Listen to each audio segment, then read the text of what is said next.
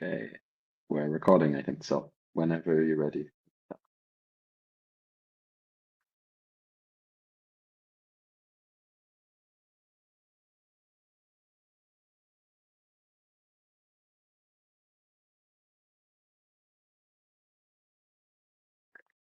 We wait 1 more minute to start, or? As you prefer. Yeah, no problem. Yeah, maybe let's wait 1 more minute. Maybe someone is still joining. Yeah.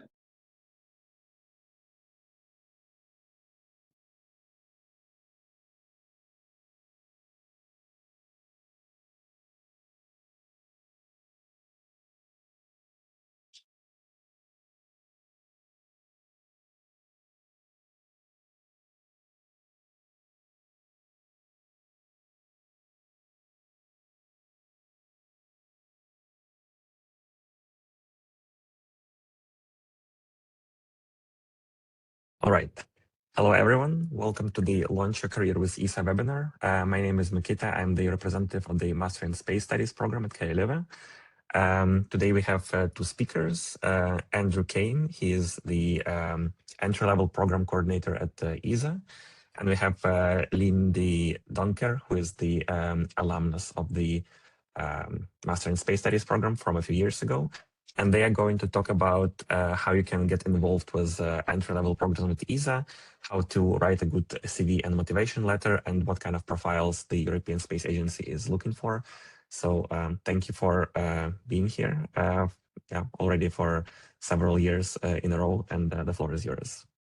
Great. Thanks, Mikita. Thanks, everyone. So I'm going to try and put some slides on. But as Mikita mentioned, yes, I'm Andrew Kane, the entry-level program coordinator. I'll talk in my presentation about all of the different opportunities we have for students and recent students. And then we also have a current graduate, Lien, also here to give a bit more of personal perspective about how she found her way to ESA, and also yeah, her experience so far. So let me just try sharing my slides. Give me a second.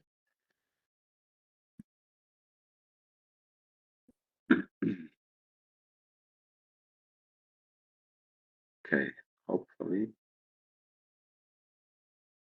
this will work.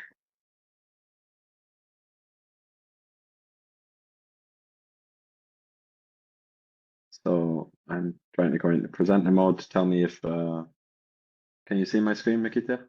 Yes, but yeah, now it's full screen. Perfect. Full screen. Great, Yes. excellent. So I'll jump into this now. Yes, so yes, we're here to launch careers in space. We know that the program at the university is an excellent one that can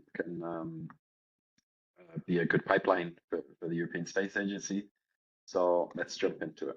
So for those of you who are not fully aware, just a quick overview of who we are at ESA. So we're comprised of 23 different member states. So you'll see along the bottom of the screen, hopefully all of the different flags. These are our 23 member states. We also have associate members and cooperating. What you may notice from the flags and maybe my own accent, we're not part of the European Union. So I'm British. There's a Swiss flag, a Norwegian, even Canada as a cooperating state. So whilst we work very closely with the European Commission and the European Union, we are a separate intergovernmental organization that was founded in 1975. We have now actually, we're pushing close to 3,000 permanent staff members across all the different sites in Europe. I'll explain in detail a bit the different establishments we have and where you might end up working if you join ESA. But in 1975, the reason we were founded, I like to think of it is for two reasons. One is the very cool science reason, which is about exploring outer space, trying to answer all the big questions about who we are, where we came from, and what's out there. Very good, cool work that we are doing at the agency. But I think actually the majority of what we're doing is simply put is that we are using space to make life on Earth better for everyone. And this is done exclusively for peaceful purposes according to ESA's founding convention. Yeah, our headquarters are in Paris. We're all over Europe in terms of the sites where you might work. I'll explain a bit in a few slides in detail, but in terms of our budget, it's actually a growing budget. We increased our our annual budget at the triennial council ministerial in November. So every 3 years we go to our member states to ask for funding of our programs, and it's actually more than the 8 or so billion that you see on the screen now. So it has gone up in terms of the cost per European per year, but as I will explain now, I still think it's excellent value for money when you consider what we're giving Europe and the world. So as I mentioned, we're able to do this thanks to all the collaboration and all of the funding from the different member states, and even the European Commission are funding some of our activities. And because of that, we're able to be active across every area of the space sector. So whether it's human and robotic exploration, Earth observation, navigation, telecommunications, whatever the topic area of space, ESA is active and participating in. And I would say in many of the fields, we're absolutely the world leaders in some of these scientific and technological fields. I'd highlight our Earth observation and navigation programs. So working with the European Commission on both of them, with Galileo and Copernicus, for Galileo for the navigation side and Copernicus for Earth observation. These are really revolutionary programs and products that we're helping to offer every citizen, whether you're a European or not. So if you do come and join ESA, you get the chance to work on some of these really cool missions and programs. A lot of what we do is also designing, conceiving, developing, testing, and operating some satellites. We've done over 80 of those since we were founded in 1975. And many of them will have launched from the European spaceport in French Guiana, which is where we do actually have some entry-level opportunities. And we've had more than 200 launches, including just a couple of days ago from KU with the new Ariane 6 rocket. But yes, that's Europe's access to space. So you'll see on this map the visualization of where you might be working. So in the bottom left of the map, you see Europe Spaceport. As I mentioned, this is the CSG, the Guiana Space Center in French Guiana. This is where we work very closely with the French Space Agency. That's where we do our launches from. But apart from that, most of our positions are going to be in continental Europe. So let's start with our headquarters, which is based in Paris. So you can think of Paris as being the kind of political and diplomatic heart of the agency. This is where we have a lot of our meetings with our member states, big space law team, the space diplomats are based there, communications. If you're interested in this kind of role, headquarters could be the place for you. And it's located in Paris in a really nice new building in a really cool area of Paris, not so far from the Eiffel Tower and UNESCO, in case any of you are familiar with the city. But I would say it's not the biggest site that we have at ESA. That's actually ESTEC, which is where I'm dialing in from today. So ESTEC is the European Space Research and Technology Center. It's in Noordwijk in the Netherlands. So it's kind of between The Hague and Amsterdam is how I like to think of it, not so far from Leiden. And this is really the technical heart of the agency. When I look out of the window right now, I see a lot of the great laboratories and testing facilities where a lot of our engineering and science competencies are primarily based. So for those of you who have that kind of background, more likely than not, you'll be looking at positions at ESTEC. Let's jump back on the map a little bit to the next one, which I would say is EXAT. So EXAT in the UK, where I'm from, so it's not so far from Oxford in a place called Harwell. And this is where we focus on commercialization, and there's some telecommunication work also done there related to space activities. It's quite a small site, I would say, but it is growing. It's based on this science and innovation campus with lots of private sector companies. The UK Space Agency are also there. So even though it's a smaller place, it's still part of a big network, and it's a really nice site to be at. And that's where Lien is at. So maybe she can give you some more details about EXAT later. Next, I would highlight ESEC, which is in Belgium. It's in Redru, so kind of not so far from the Luxembourgish border, I would say. And there's two main competencies that we have in Redu. And so if you're interested in cybersecurity, we have a big team, a growing team that are based in Redu. But also it's where our education center are headquartered. So if you're interested in either educating the future generation of space talents, so those who are still in high school and below, we have a team working on that. And then in addition, we have the ESA Academy, which is there to train current university students for a career in space at a bit more of a high level. So both the inspiration and the learning side are covered at Redu. Next, let's go to ESAC. So down in Madrid, or just in the hills and the mountains outside of Madrid, you have the European Space Astronomy Center. So really nice site, and it's mainly hosting our science operation centers and some of the astronomical and planetary scientists that we have working on some of the really cool missions from our science directorate. Part of the reason it's up in the mountains and the hills of Madrid is that you get a really nice view of the sky. And that's where some of our science activities are taking advantage of that. And yeah, one of the coolest sites for me, and there's even a small castle based on the site itself. So if you do get the chance to go there, it's not just the cool weather that you would benefit from, it's also some of the really nice activities that are some of the most interesting at the agency.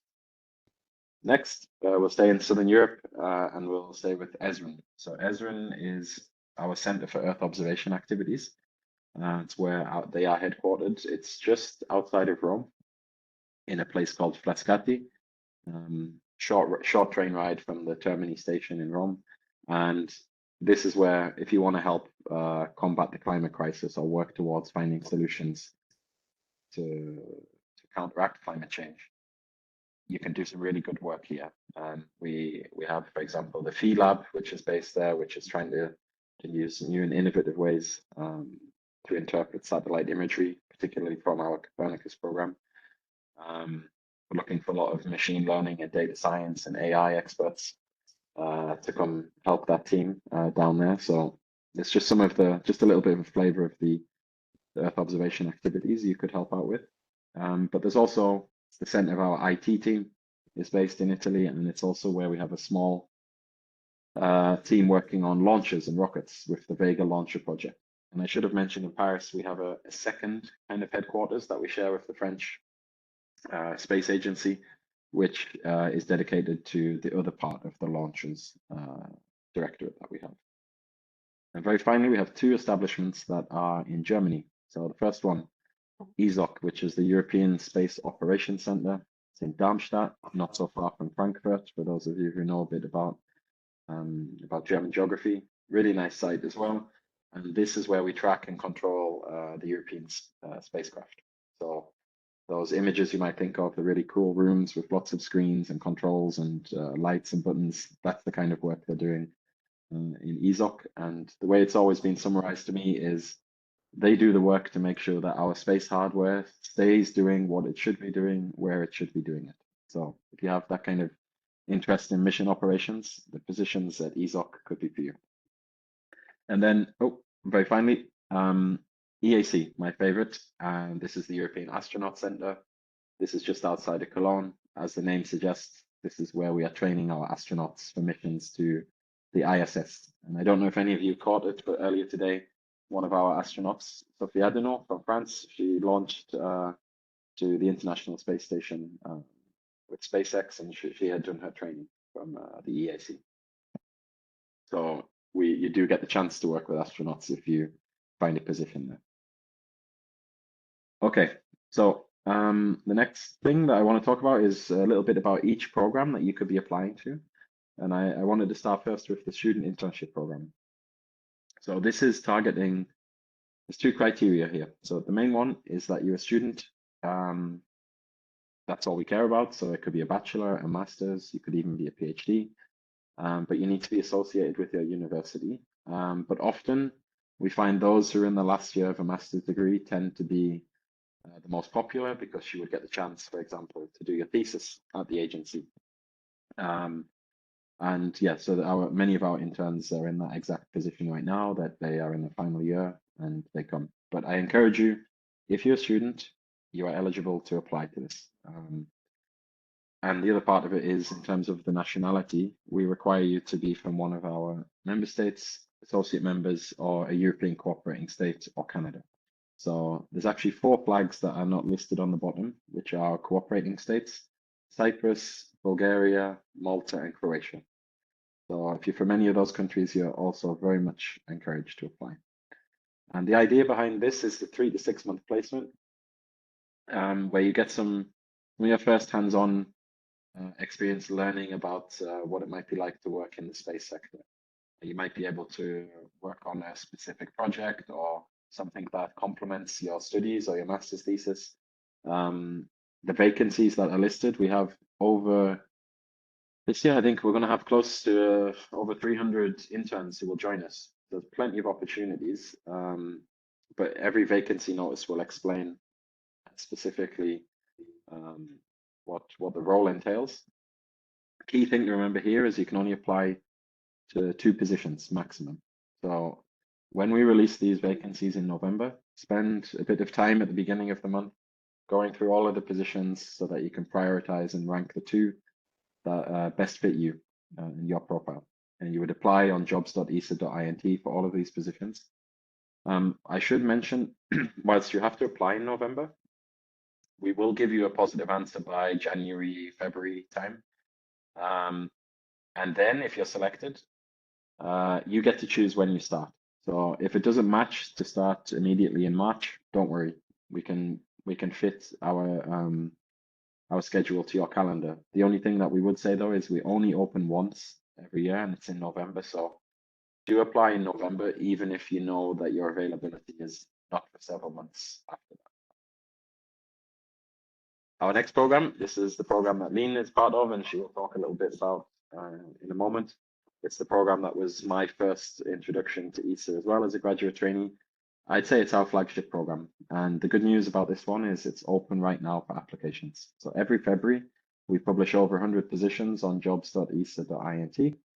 And the difference between this and the intern program is that it's really a first full-time job after your studies. So it's a 1-year contract initially, but almost all of our graduates choose to stay for a 2nd-year extension.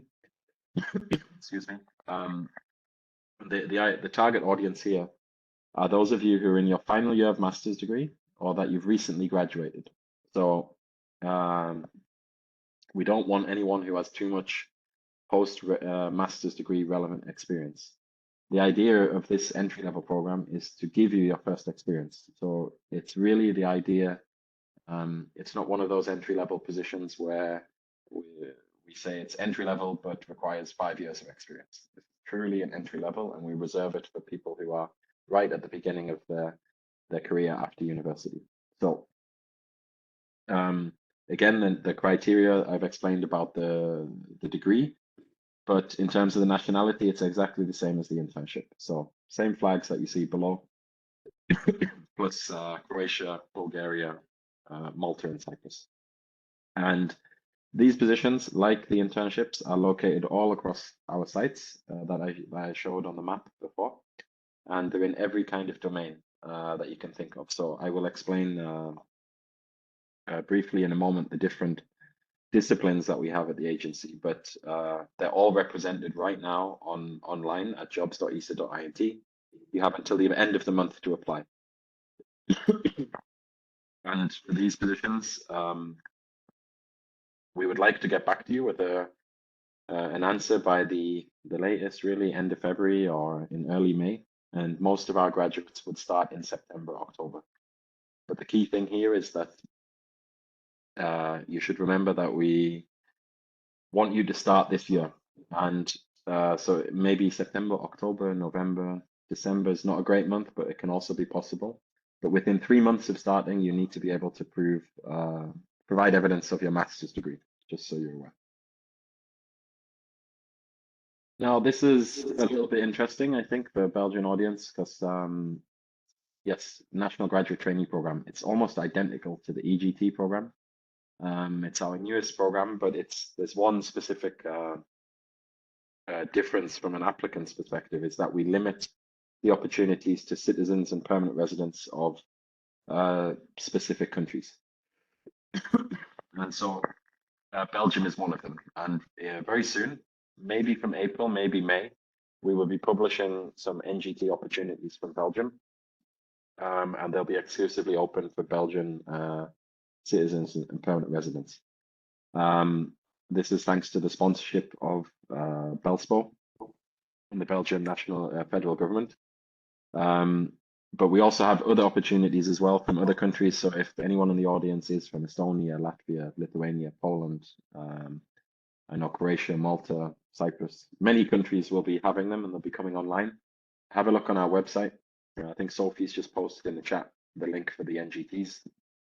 But all of the vacancies will be on jobs.esa.int. So my main tip here is if you're eligible for an NGT position, still apply in February for an EGT. And then apply again in April or May for a kind of a second opportunity as well. It's like a second chance. So I just wanted to highlight that one in particular.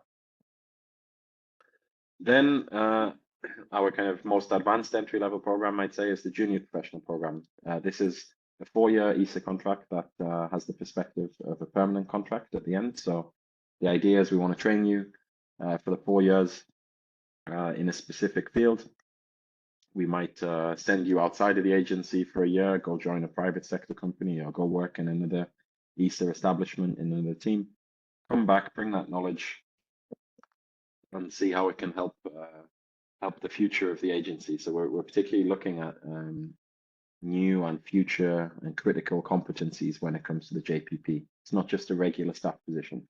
So classically, AI, machine learning, some quantum computing or quantum optical sensing. These are kind of some of just a very small subsect of the fields that we've had junior professionals in the past.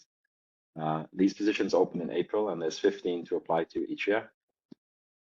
And it's more advanced. So it's for those up to 3 years, ideally 2 to 3 years of professional experience after your master's degree. So it's not obligatory, but doing a couple of years as a graduate trainee and then applying to a JP position is definitely something I would recommend. But again, it's limited to the countries that you see below. And the key difference here, unlike the graduates and interns, cooperating states are not eligible for this program. So Bulgaria, Cyprus, Croatia, and Malta, they are not, but every other country that you see below are eligible.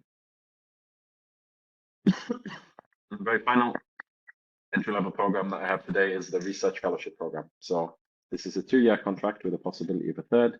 It's essentially a postdoc.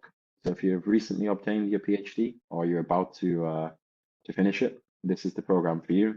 Gives you the chance, as the name suggests, to get really working on some research linked to to space. Again, the same membership eligibility as the EGT and internship program. And the key difference here is, apart from our space science program, which is usually in the summer published, there's no campaign for the research fellows. So they're posted throughout the year. I think there's a couple online right now, and there will be more to come as and when there's a need. So the key thing here is go on jobs.esa.int. You can set yourself notifications if this is a program you're interested in, so that you make sure you don't miss any of the positions. And finally, it's not an entry-level program, but I'm going to highlight it. I spoke a bit about it before. It's our education team's activities in Redu, the ESA Academy. They offer some training courses throughout the year, and I think it makes your application stronger, not just for ESA and our programs, but if you're looking to go into industry or still stay in the space sector, it's a good way to get some hands-on practical experience through some interactive classes. I mean, some of the programs are lasting a few days or a week or a couple of weeks, or even we have CubeSat summer schools. All the courses have different focuses and durations. I encourage you to go on the ESA Academy website just so you can see what to apply to, because you need to be a student, you need to be from the flags that you see at the bottom. Once again, But apart from that, all of these courses and activities are fully sponsored by the agency. We'll pay for your transport, your accommodation, your food, and the opportunities are open throughout the year. They have a nice calendar on the website of when the opportunities will be upcoming and when they take place. So I encourage you to check that out.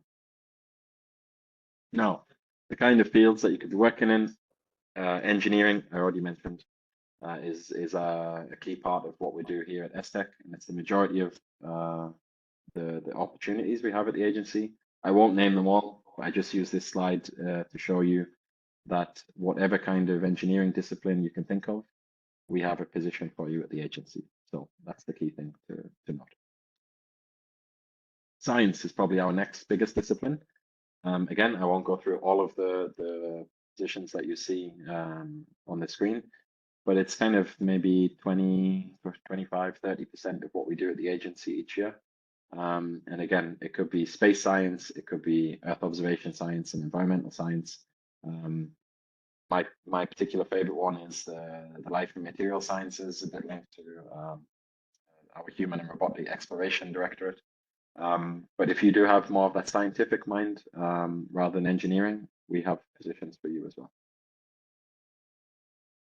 And very finally, none of the cool space technology, engineering, and science missions would work without our business and administration colleagues. So we need space lawyers, space finance people, space diplomats, HR, space comms to let the European taxpayer know what great value they're getting for their contribution to the agency. Commercialization and business analysis, strategy. We need space economists. So even though they're not the jobs you most think of when you think of a space career, we are very much having them at the agency. So I once again say, no matter what your educational background, as long as you have a master's degree, I'm sure that we have a position that would be a fit for you. Now I want to quickly go through what we're looking for and what we can offer you. So in terms of what we're looking for, the education level and relevant experience will be linked to the different programs that you apply to. I think Sophie's put in the chat the links for each of them. You'll find that specific information for each one.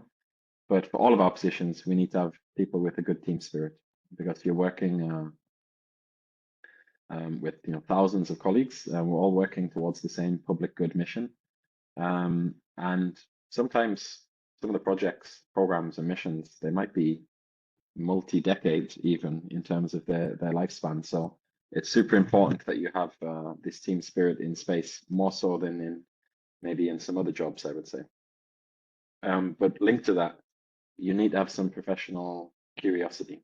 So hopefully it isn't too hard when you're working in space to be inspired. But when you're walking down the corridors of ESTEC and you see colleagues who are working in, whatever, the Jupiter Icy Moons mission, or on some of our cool laboratories and testing facilities, be curious and ask the colleagues what they're doing and try and learn a bit more. It doesn't matter if it's not your domain, because this is how I think the serendipitous moments that you get in an environment like ESA, it's how we can really push forward and advance our contribution to Europe and the world. And a bit linked to that, the diverse pool of talent, it's not just the backgrounds of people. So the idea that we need all of those engineering, science, and business disciplines, but also people are from all over Europe. And even many of our other colleagues have backgrounds from beyond Europe. So you should really be open to this multicultural attitude and working in a multicultural, multinational environment. On the language side, we have two official languages, English and French. But unless you're working in the French Guiana at the spaceport, I'd say English will be your working language. And you're from Belgium. I'm from the north of England, so I barely speak English. I think Belgians will be perfectly fine coming to ESA, so don't worry about that. What we offer you, I've already mentioned a bit some of the inspiring projects and activities. That's clearly the case working in the space sector, the multicultural environment. What I didn't touch on exactly was the extensive learning and development opportunities. So if you are a graduate trainee, you will have the chance to work on the job learning and training over the 1 to 2 years, but also There are some training courses that we do offer, particularly online, but even a few that are in person for our graduates. Then on top of that, we have the opportunity of being involved in some extracurricular activities that you can really improve your space knowledge on the engineering side. Separate from that, on the right-hand side, our salary and working conditions, I have to say, are very attractive, competitive. I myself used to work in finance, where the graduate programs there are always seen as very attractive. And I can tell you at ESA, they're competitive with that. But on top of that, you get to work on really cool and interesting stuff, the most interesting sector. So if you did come here, you don't need to worry about if you were to join as a graduate trainee. We have different salary scales depending on which country you're in, but wherever you're posted, it will reflect a very comfortable standard of living. But beyond that, I would say, I always mention it, it's a great thing to have in the background, the salary, but I find the active social, sports and cultural programs really cool part of being a graduate at ESA as well. So again, I can look out the window here in the Netherlands and I see the football field, I see the bar, the swimming pool. Just over the dunes, you see the beach.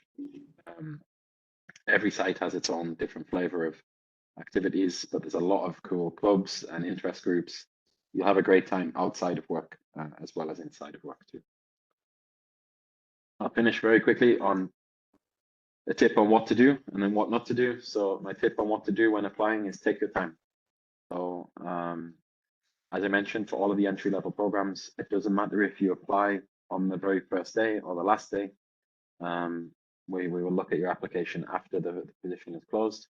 So spend the first few weeks really making sure your application's in good shape, that there's no mistakes, and you get across everything that you want to say to show your motivation. But don't leave it to the very last day. That would be my tip. What not to do? I have a nice little slide here.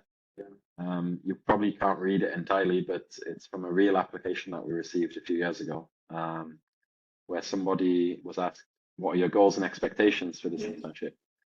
And their response was, certainly, if you're applying for a job at ESA and they're asking about your goals and expectations, you can respond with something like this. And then they put their copy-paste ChatGPT answer. So my tip on what not to do, don't use generative AI. If you are going to use it, at least remove the prompt and hide your shame. But my actual advice, more seriously, is don't use it anyway, unless it's for editing or something like this, because the more that people use this, it's just generic, and your authenticity and your real motivation to work at ESA doesn't come across. So take the extra time. It's an extra half an hour, an extra hour for your application to just write what you really feel, what your motivation is. It'll make a difference to your application. So thank you. That's it from myself. I'll just highlight again. All the information I shared today is on our careers website. And every single position that we have is always published at jobs.esa.int. So I hope you do apply. And if I haven't sold you the idea of working at ESA, hopefully Lien can give a really nice personal anecdotal experience from herself. So Lien, over to you. Okay. Hello, everyone. I'm gonna try to share the slides.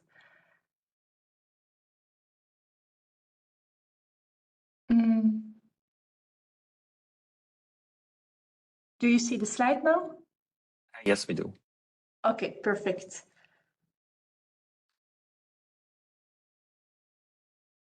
Hello, I'm Lien De Doncker. I'm 26 years old and I come from Grimbergen, from Belgium. And I'm going to talk a little bit about my experience as an EGT at ESA. So who am I and how did I ended up being an EGT at ESA? So I started studying business engineering at the KU Leuven. And after 5 years of business engineering, I had no clue what I wanted to do. I didn't know what jobs I wanted to apply for. I was a bit lost because I also didn't feel quite ready to start working. So I always had this interest in space, and for some reason I started looking at specific space companies in Belgium. looking at the job positions they had, but there was not much that was quite fitting to my background. So therefore, I decided to do this Master in Space Studies, which was a really good thing to do because during this master year, I learned that the space sector is so broad, that so much is going on there. And it's not just engineers building rockets, there is a lot going on. I met a lot of like-minded people, all with different academic backgrounds, which was really nice. And it was during this year of space studies that that this EGT program came into my mind. I also followed this webinar myself 2 years ago. But looking at the positions in my final year of studying, there was only one position I applied to. It was not 100% fitting, so I was not very sad that I didn't got it, but so I started working somewhere else. I started doing space consulting at EY, which I must say is also a very good first experience in the space sector.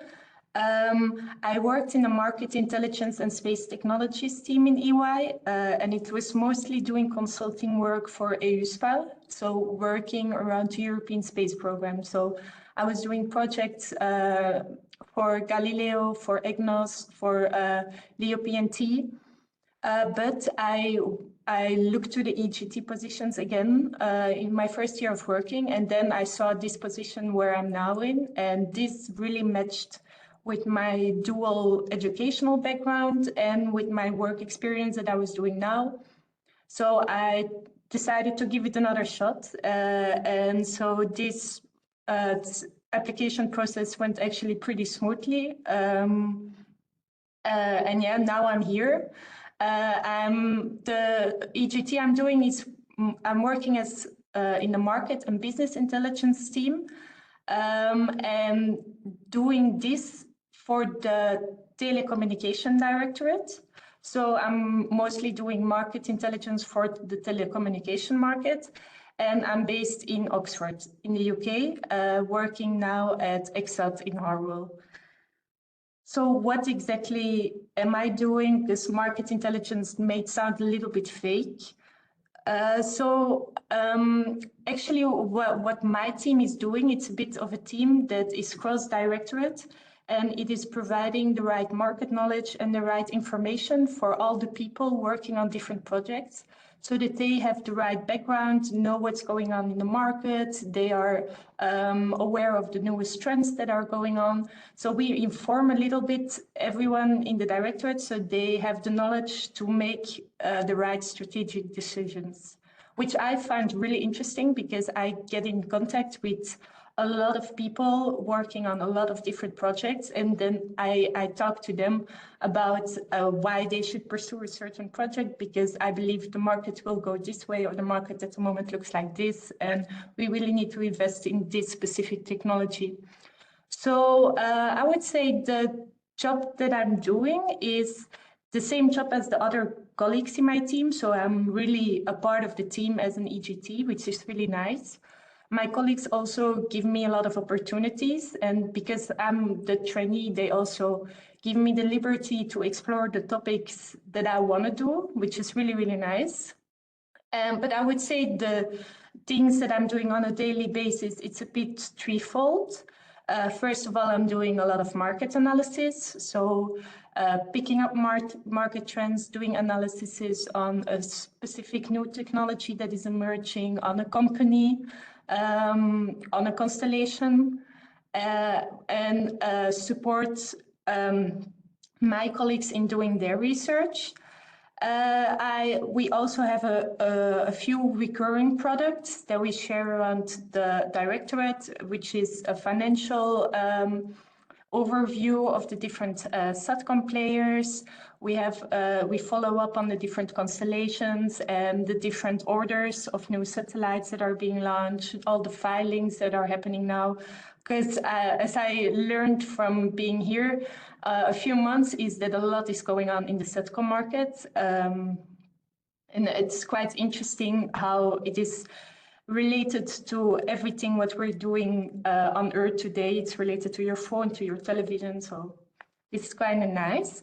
I also help to maintain our infrastructure online. So we have a large tool where we gather all our knowledge. So it's also my job and my team's job to make sure everyone has all the knowledge that is available. So it's a bit gathering all the knowledge from everyone and disseminating the knowledge through everyone. So, and my job is a little bit maintaining this whole database, making sure everything is there, making sure everyone has access to it, everyone knows what's on the database and so on. And a third small project that I'm working on, and this is a bit the thing that I'm doing on my own, is the socioeconomic impact. And this is a really nice topic because it measures the value that are created by the ESA programs. So all the member states give money to specific programs, but I'm only looking at the SATCOM programs.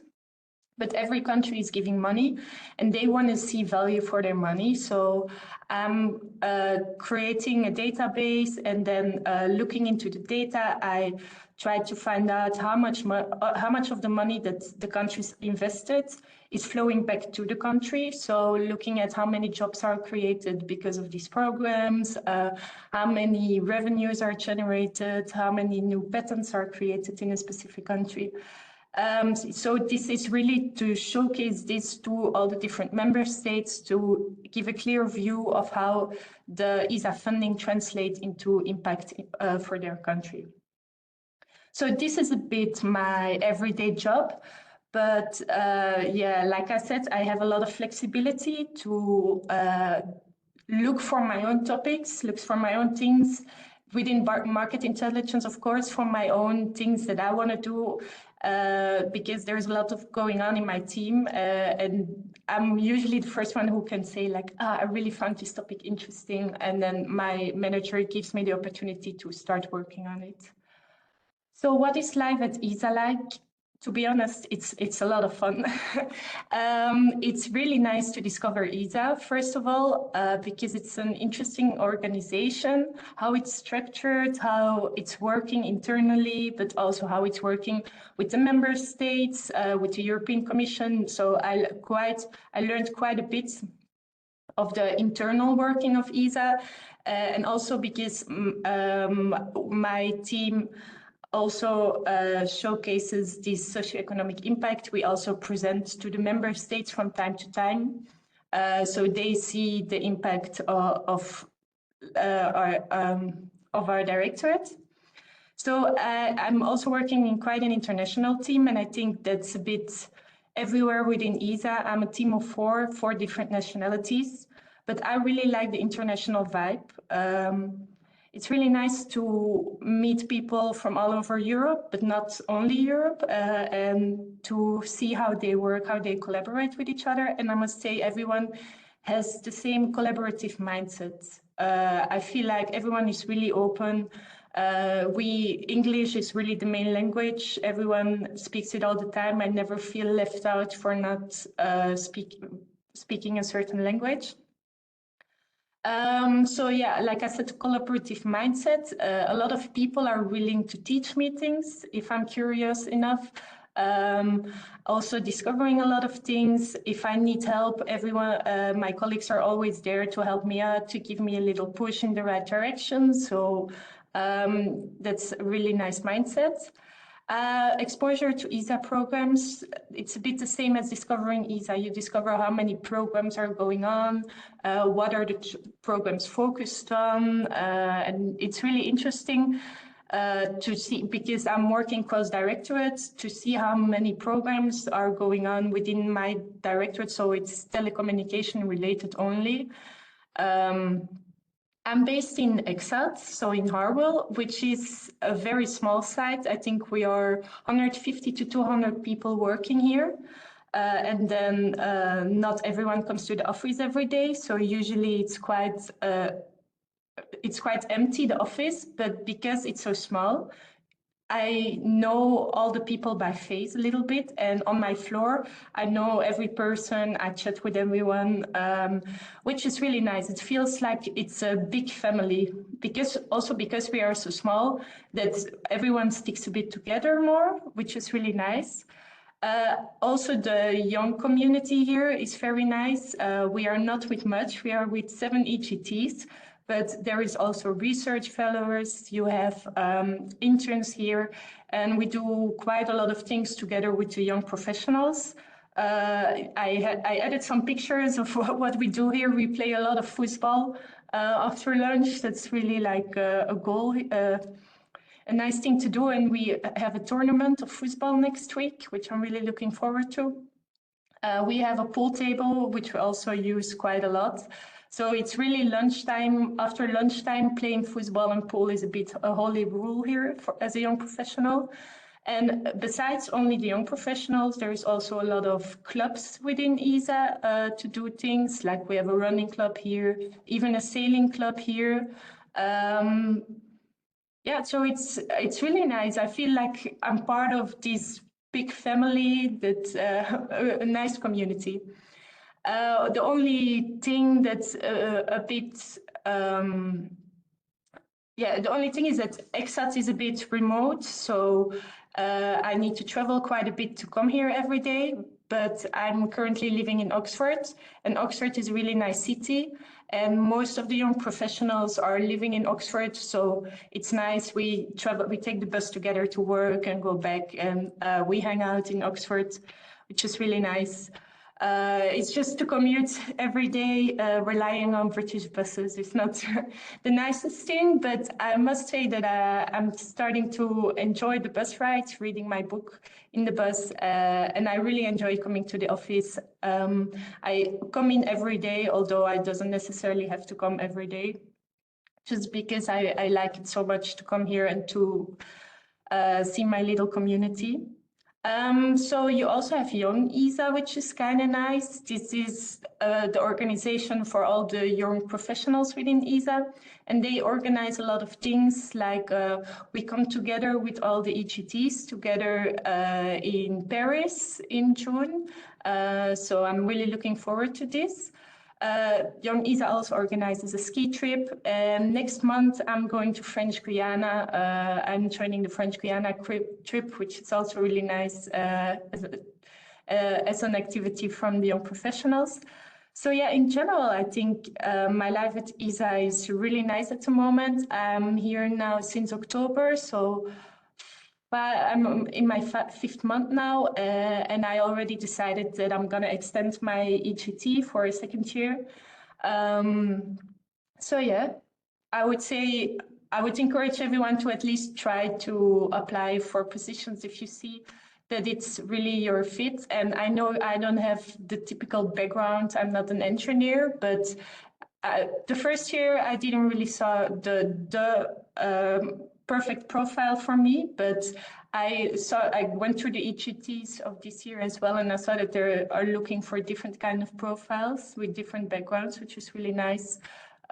So yeah, as a person who started doing business, ending up in ESA is really nice. So yeah, I hope I convinced you all to also start applying for the EGTs positions. And I don't know if there are any questions for me or for Andrew. Thanks, Lee. Thank you very much. If anyone has any questions, feel free to write them in the chat, and then either Andrew or Lien will answer them. I see one now from Martin Dujardin saying, for EGT applications, would you recommend structuring a CV more like an academic CV or professional resume? Okay. So this is a good question, Martin, because it comes up quite a lot, and I can give an example here. So, Lien, can you remember what was your CV like when you applied? Did you use the same structure? It was the same CV I used for my first job, but I adapted it a little bit, and I made. But my motivation letter was really like. It was not really a professional motivation letter, I would say. It was really to tell who am I, why do I want to do this. So yeah. Exactly, and that's what I want to say is because myself, I had a totally different CV and motivation letter style to you. Yeah. But the applicants, they will have different. You can use Europass. You could use a totally designed one with images if you want. You could use one with a photo, one with no photo. We don't have a preference in terms of what we're looking for. My main advice is just make sure your CV from the outset gets across your motivation for the position. So a little tip would be personalize your CV slightly towards applying to ESA, even if it's just adding a line saying this is a CV for the EGT position in ESA EU relations. Something just having a little personalization is a nice little tip. But we are agnostic on the style or the length of your CV or motivation letter, whatever suits you. Hopefully that answers also Joren's Van Gogh's question. Yeah, great. Any other questions, maybe? Merel, yeah. For the EGT, is it possible to work some days of the week from home or remote? Or does it depend on the program? So, Lien, I'll ask you this one. Do you always go to the office? I always almost go every day, but it's my personal choice. I think here in EXAT, it's a bit more strict because we had a low attendance at our site, but I think everyone is entitled for 9 home working days a month. So it's around 2 days a week you can work from home. And it's also, I should add that you can do that from another member state as well. So yeah, I already went back to Belgium and worked from Belgium, and it's like they don't do very difficult about it. So.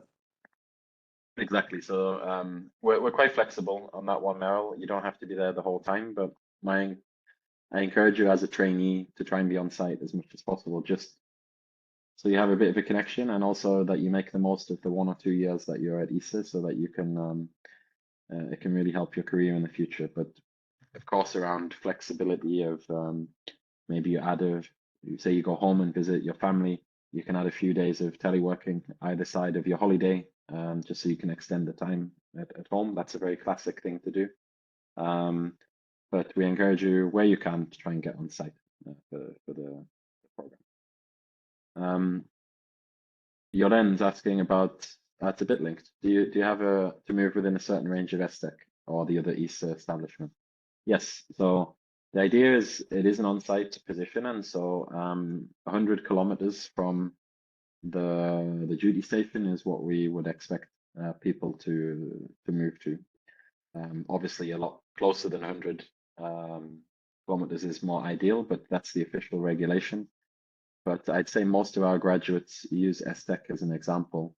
Most would be in Leiden, Noordwijk, Katwijk, but there's some colleagues in Rotterdam or Amsterdam or The Hague. It's possible as well. So yes, some flexibility. Ria, yes, Ria from Canada, you're asking, is there a possibility of moving directly from EGT to full-time? There is. I would say myself, it was a little bit of a case like that. So it does happen, and it does happen every year. But I'd say that the reason we created the junior professional program is to offer a dedicated track for someone with that kind of background. So now there's a program dedicated to essentially that kind of profile, even if we don't limit it to just EGTs. And the reason is generally our staff positions require about 3 years of relevant professional experience, but not always, and there'll be some flexibility sometimes. So my advice is once you're inside ESA, I think you have an advantage just because you can physically go and network with people and try and find out about what they're doing, if there's a position available. But you have to apply just like anyone else, and the only way you can get selected is by applying. So I think an EGT is a great springboard to come work at ESA full-time on a permanent contract, but sometimes it's not directly, sometimes it's after a year or two in industry or going to try something else out. But it is possible, yeah. What do we have here? Next one about Spent talking about the student intern program. Coming from a first-year master's student in physics, I applied for 2 internships, but both had a duration of 6 months. Okay. So for this one, I mean, the duration is down for 6 months, but The program has a duration of 3 to 6 months. So maybe in the vacancies, they might have said that this is preferable. But we do recognize at ESA that not every country, every university has the same flexibility of like an internship semester or even an internship year sometimes. So I'd still encourage you to apply exactly as you did, Ben. But yes, it's something you would talk about if you were selected with the team. The duration. Okay, next question. I think it's from Kostas, also on internship. I'm planning to do it in the final semester of my thesis, so next spring semester. But if the internship opens in February, okay. So just to be clear, the internship program opens in November. So you apply in November, and the selection takes place in December, January, February. So you do, if you are selected, you could then be flexible about when you start. So I know that you're saying that the reply by March might be quite late. So what I'd encourage in this case, if you're in December and you want to know as soon as possible, try and you can always email the careers team for the position you apply to say, look, I have these constraints. Would it be possible for you to let me know if I'm at least a viable candidate that could be considered? Because if it is in that situation, I'll reach out to the managers and say, can you have a quick look at this profile? And if they say you're viable, hopefully they can speed up the process because they need to see every CV and motivation letter. So it's not to give you an unfair advantage, but we try and accommodate where we know there are some time pressures. So just reach out. I still encourage you to apply. And then Elizabeth, how strict is the educational requirement? So when physics is required, how would engineering work? Okay, I think a lot of the positions will generally just require a scientific or technical discipline, so it won't be so specific. But if they mention something like physics as a hard requirement, and let's say you didn't study physics, but you did engineering or mathematics, maybe you could mention, still apply, but mention in your application there might be some transferable skills from your engineering or mathematics degree that do have physics elements, and I would highlight those kind of things, because you're not automatically screened out based on your educational requirement. But obviously, if they put physics down, they're looking for people with a physics background, so you need to be able to demonstrate that. So I wouldn't rule it out if you've done some physics in some of your other subjects, but you do need to highlight that experience. So Almaru is asking, are there EGT opportunities by ESA but located outside of Europe, not the UK? Thanks for the Brexit jab there at me and Lien. We're still part of Europe, just not part of the European Union. But yes, it's true. So we have every 2 years, pretty much, we have a position in Washington, DC, and that position is working with the head of the office on US and Canadian space policy. So actually, if you want to work on the things related to Canada, as you mentioned in your question, Washington, DC has a position there. There's usually somebody in French Guiana, as I mentioned. At the moment, we have one graduate trainee who's based in South America there. In the future, I really would bet that we'll end up having a graduate in our new office in Tokyo, in Japan, working on probably on a similar kind of role to in the Washington office, the graduate. And then establishments I didn't mention, oh sorry, offices. They're not full establishments, but we have graduates also in Vienna. There's usually one graduate there working on space economy on something called XECO. We also have a Brussels office, which is actually growing.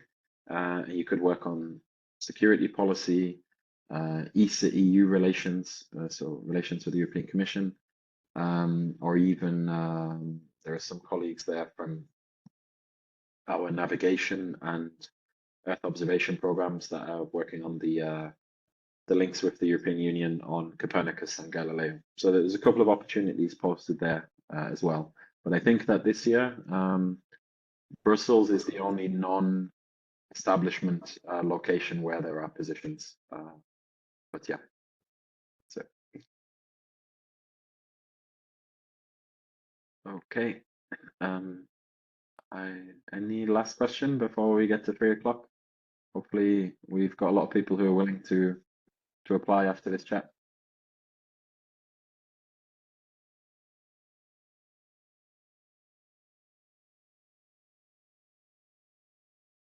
Maybe I'll ask you a question, Lien, to finish. What's the one best thing about working at ESA? Put you on the spot. The one best thing, I think I really like the international environment and the mindset of the people here, working towards the same goal. Although we are from different nationalities, we both want the same thing. So yeah, I would say the international vibe at ESA. Cool, excellent. And I'll just finish then maybe with Rhea's question, because it's a good way to wrap up. She said, can we contact anyone with further questions? Yes, we have a generic email address, but you can also reach out to me directly. I'm putting my email in the chat. Lien, if you also want to, it's up to you. You can be reached. Yeah, I can put my email in the chat.